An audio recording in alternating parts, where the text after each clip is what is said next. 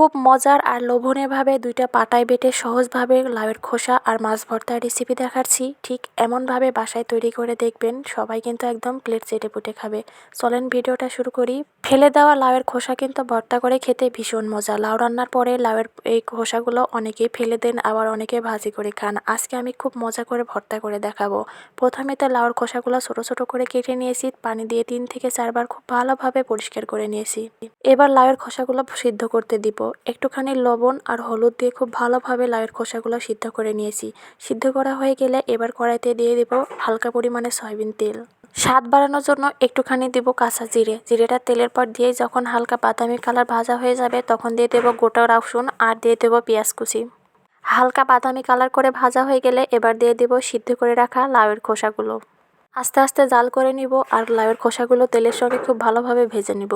অন্যদিকে মাছ ভর্তা করার জন্য 1 পিস মাছ নিয়েছি, সেই মাছটা খুব ভালোভাবে ম্যারিনেট করে নেব। একটুখানি মুরগির মাংসের মশলা সঙ্গে একটু লবণ আর হলুদ দিয়ে খুব ভালোভাবে মেখে রেখেছি। এদিকে কিন্তু আমার লাউয়ের খোসাগুলো খুব ভালোভাবে ভাজা হয়ে গেছে। এবার এগুলো উঠিয়ে নিয়ে মাছটা খুব ভালোভাবে ভেজে নেব, সঙ্গে একটু কিন্তু শুকনা মরিচও ভেজে নেব। সমস্ত উপকরণ ভালোভাবে ভাজা হয়ে গেছে, এবার কিন্তু পাটায় বাটার পালা। প্রথমে কিন্তু মাছের কাঁটাগুলো খুব ভালোভাবে ছাড়িয়ে নেব। ছাড়ানো হয়ে গেলে এবার পাটায় একে একে লাউয়ের খোসাগুলো দিয়ে বেটে নেব।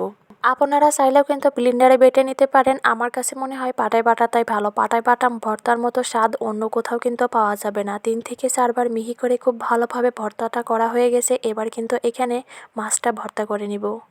আস্তে আস্তে মাছটাও খুব সুন্দর করে ভর্তা করা হয়ে গেছে। এবার কিন্তু ভর্তার শেষে এবার এখানে হালকা পরিমাণে সরিষার তেল দিয়ে ভর্তাটা খুব ভালোভাবে মাখিয়ে নিব।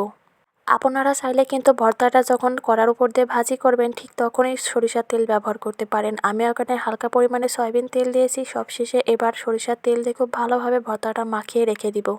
ভর্তাটা তো দেখেই মনে হচ্ছিল অনেক লোভনীয় হবে। সবশেষে এবার পাটার উপর একটুখানি গরম ভাত এনে খুব ভালোভাবে মাখিয়ে খাবো। ভর্তার কিন্তু আসল স্বাদ এই জায়গাতেই পাওয়া যায়। সবশেষে যদি এরকম গরম গরম ভাত মেখে খাওয়া যায়, এর স্বাদ মনে হয় না আর অন্য কোথাও পাওয়া যায়। 2 রকম ভর্তা একসঙ্গে মিশিয়ে নিয়ে পাটায় খুব সুন্দর করে ভাত মাখিয়ে খাচ্ছি আমি। পাটায় ভর্তার সঙ্গে ভাত মেখে খাওয়া যে কী যে মজা, যারা একবার খেয়েছে এর স্বাদ তারা কখনোই ভুলবে না। সবশেষে পাটায় চেটেপুটে ভর্তা ভাতগুলো খেয়েছি। একবার বাসায় আপনারাও এরকম খুব সহজভাবে লাউয়ের খোসা ভর্তা অথবা মাছ ভর্তা করে খেতে পারেন। বাড়তি কোনো রকম উপকরণ দেইনি, শুধুমাত্র ঘরের উপকরণ দিয়ে মজার 2টা ভর্তা রেসিপি করেছি।